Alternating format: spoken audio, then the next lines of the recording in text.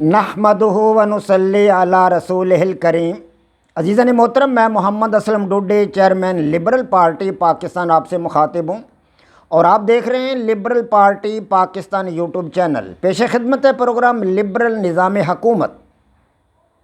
عزیزان محترم، ہمارا آج کا موضوع ہے آزادی، فریڈم،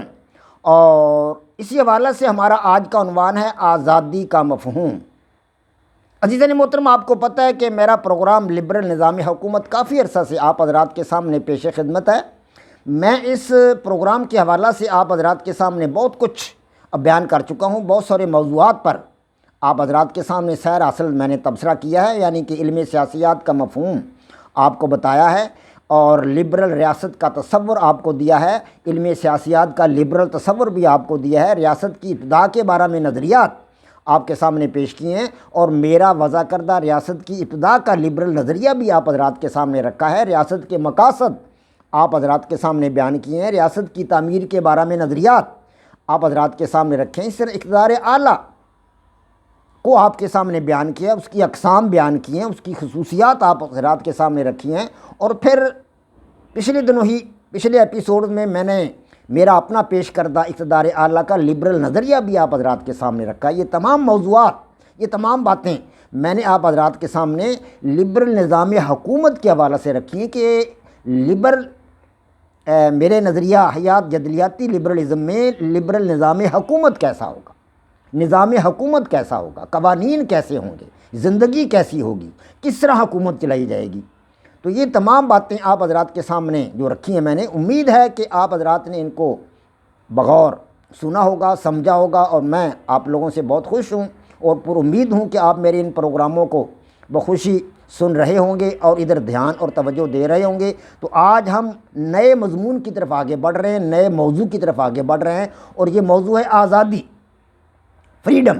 تو اس کے لیے ہمارا آج کا عنوان ہے آزادی کا مفہوم۔ آج آپ کو یہ بتاؤں گا کہ آزادی کا مطلب کیا ہے، مفہوم کیا ہے۔ عزیزان محترم، آزادی کا لفظ لاطینی لفظ لبر سے ماخوذ ہے۔ لبر یہ ایک لاطینی لفظ ہے جس کے معنی ہے آزاد، آزاد۔ لبر کے معنی آزاد۔ اکثر و بیشتر الفاظ سیوکس میں یا دیگر جو سماجی علوم ہیں ہمارے، وہاں لاطینی زبان سے لیے گئے ہیں، تو یہاں بھی یہ آزادی کا مفہوم جو ہے، آزادی کا لفظ لبر جو ہے، یہ بھی لاطینی زبان سے لیا گیا ہے۔ تو عزیزان محترم، سطحی طور پر تو دیکھا جائے تو انسانی زندگی پر سے حدود و قیود کو ہٹا دینا، پابندیوں کو ہٹا دینا، پابندیوں کو ختم کر دینا، یہ آزادی ہے اگر سطحی طور پر دیکھا جائے۔ انسان اس وقت تک آزاد نہیں کہلا سکتا جب تک اس پر کوئی پابندیاں ہیں، اگر وہ کہیں جیل میں ہے، کہیں قید میں ہے، یا اس پر بہت سارے قدغن عائد کر دیے گئے ہیں، پابندیاں عائد کر دی گئی ہیں، تو وہ آزاد کہاں ہے؟ سطحی طور پر تو ہمیں یہی معلوم ہوتا ہے کہ وہ آزاد نہیں ہے۔ عزیزان محترم، لیکن آج کے جدید دور کے منظم اور باقاعدہ سماج میں اس قسم کی بے لگام آزادی جو ہے نا، وہ ممکن نہیں ہے،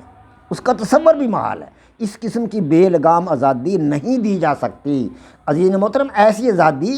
انسان کو صرف فطری دور میں حاصل تھی، جب غار کا انسان غاروں میں زندگی بسر کرتا تھا۔ اس وقت مردوں عورتوں میں کسی قسم کی کوئی پابندی عائد نہ تھی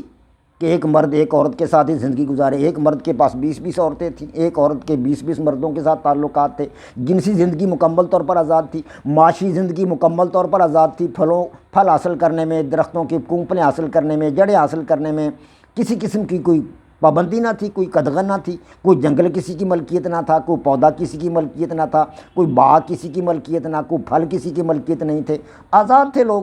اپنی آزادی سے، اپنی مرضی سے جہاں سے جی چاہے وہ مچھلی حاصل کرتے تھے کھانے کے لیے، جانور پکڑ کے کھا لیتے تھے، بھون کر آگ پر انہیں کھا لیتے تھے، پھل درختوں سے حاصل کر لیتے تھے، کوئی چیز کسی کی ملکیت نہ تھی۔ وہ فطری دور میں اس قسم کی آزادی حاصل تھی۔ لیکن آج وہ تو ایک پورا عالمی سماج جنگل کے قانون کی طرح تھا اس وقت، لیکن آج اس قسم کی آزادی ناممکن ہے۔ اور ہم جانتے ہیں کہ جنگل کا قانون یہ ہے کہ جو طاقتور ہے وہ دوسروں کو کھا جائے، کمزور کو کھا جائے۔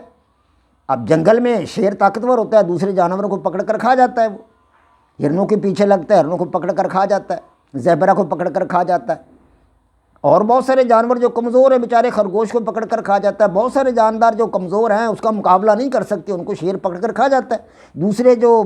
جانور ہیں درندے، وہ ان کا کام بھی یہی ہے، درندے جانوروں کے قابو میں آ جائے چھوٹا جانور تو وہ پکڑ کر کھا جاتے ہیں۔ اگر اس طرح کی آزادی دے دی جائے کہ کسی قسم کی کوئی پابندی نہ ہو، کوئی قدغن نہ ہو،